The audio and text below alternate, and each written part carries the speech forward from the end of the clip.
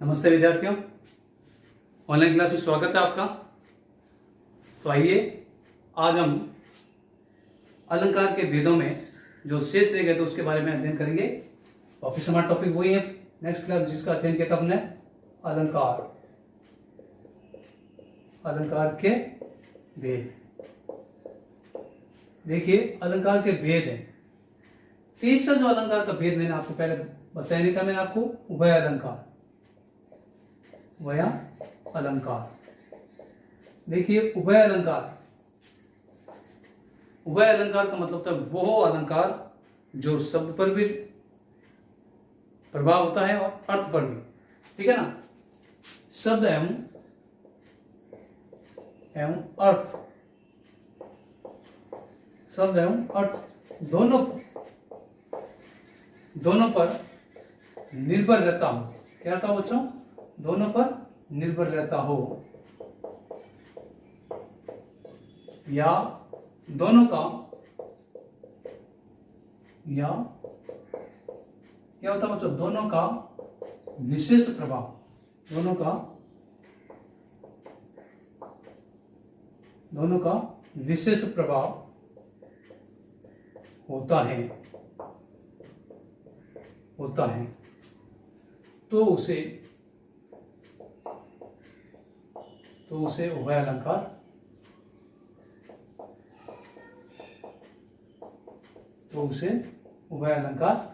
कहते हैं।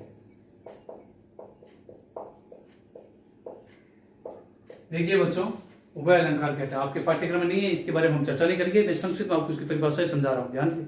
यानी वे अलंकार जो शब्द और अर्थ दोनों पर प्रभाव उसका चलता है उसे उभय अलंकार। शब्द एवं अर्थ दोनों पर निर्भर रहता है या दोनों का विशेष प्रभाव होता है तो उसे अलंकार क्या कहते हैं? उभय अलंकार कहते हैं। तो हमने पहले क्या पढ़ा था? शब्द अलंकार, दूसरा पढ़ा था अर्थालंकार और तीसरा पढ़ा हमने उभय अलंकार। शब्द अलंकार शब्द पर उसका प्रभाव चलता है, जबकि अर्थालंकार में अर्थ पर चलता है, जबकि उभय अलंकार में शब्द और अर्थ दोनों का प्रभाव उसमें चलता है। समझ गए संक्षिप्त में?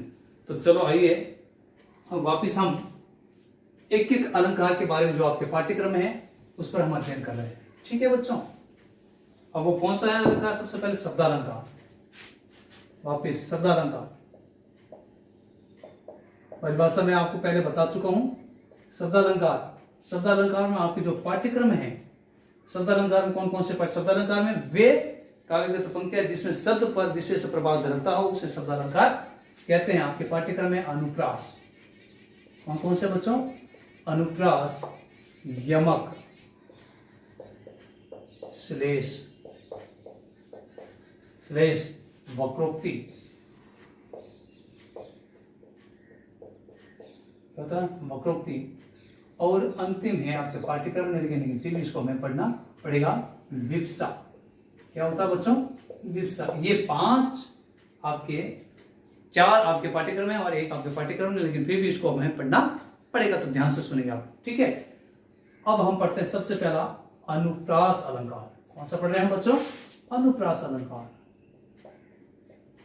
देखिए अनुप्रास शब्द को लेकर, अनु यानी छोटा, अनु का मतलब होता छोटा, और पास का मतलब जैसा का जैसा।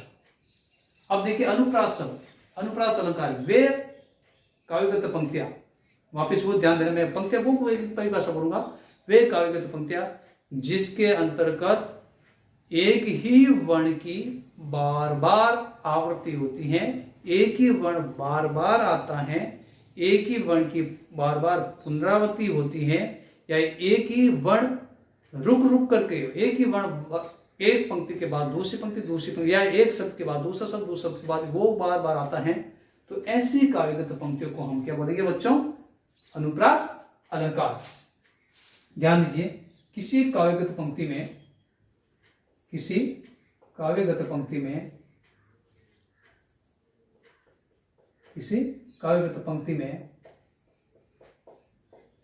देखिए, मैं बिल्कुल जो आपके पाठ्य में उसी हिसाब से चलना, फालतू अपने को डिटेल में जाने की जरूरत नहीं है, ठीक है ना।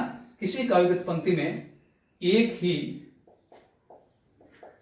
वर्ण, ध्यान दीजिए मैं वर्ण शब्द लिख रहा हूं, मैं एक ही वर्ण की बार बार। क्या होता है बच्चों? एक ही वर्ण की बार बार बार या आवृत्ति या पुनरावृत्ति।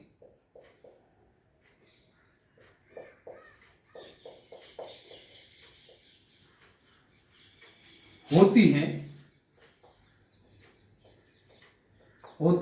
है तो उसे अनुप्रास अलंकार कहते हैं। तो उसे क्या कहते हैं बच्चों? अनुप्रास अलंकार कहते हैं। अनुप्रास अलंकार कहते हैं। समझ गए? जैसे देखिए, किसी काव्यगत पंक्ति में एक ही वर्ण बार बार आता है, एक ही वर्ण की बार बार आवृत्ति होती है, एक ही वर्ण वापस पुनरावृत्ति होती है, तो उसे अनुप्रास अलंकार कहते हैं। कोई भी काव्यगत पंक्ति हो, कोई भी पंक्ति के अंतर्गत कोई वर्ण बार बार आता है, विशेष रूप से मैं वर्ण शब्द का वर्ण की बार बार आवृत्ति होना। एक उदाहरण देता हूं मैं। भगवान भक्तों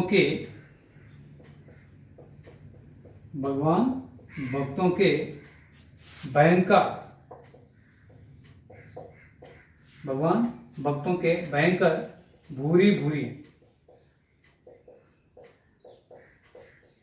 भगवान भक्तों के भयंकर, ठीक है ना, भगवान भक्तों के भूरी भूरी भगाए गए।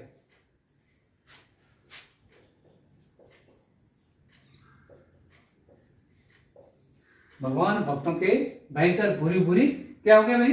भगा गए। ठीक है ना। अब देखिए, इसमें देखिए भवन भवन भवन भवन भवन और भवन कितनी बार आया भाई?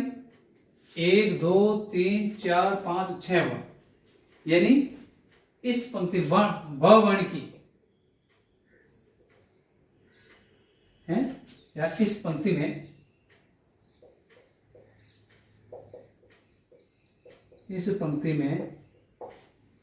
वर्ण की 6 बार, कितनी बार आवृत्ति हुई है? 6 बार। ऐसे छोड़ दो आप, वर्ण की आवृत्ति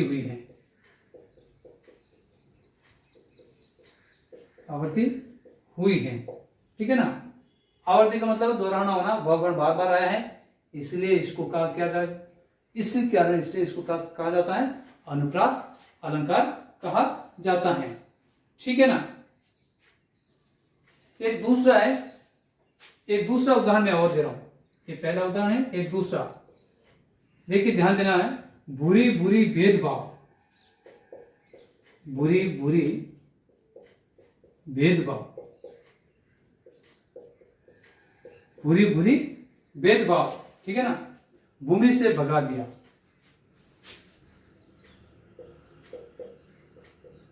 भूमि से भगा दिया। ये भी काव्यगत पंक्ति है। भ और भ 1 2 3 4 5 बार। इसमें भी वर्ण की आवृत्ति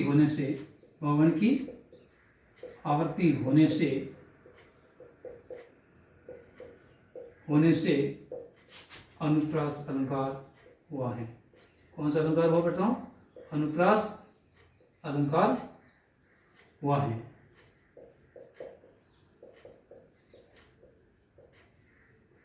अनुप्रास अलंकार हुआ है।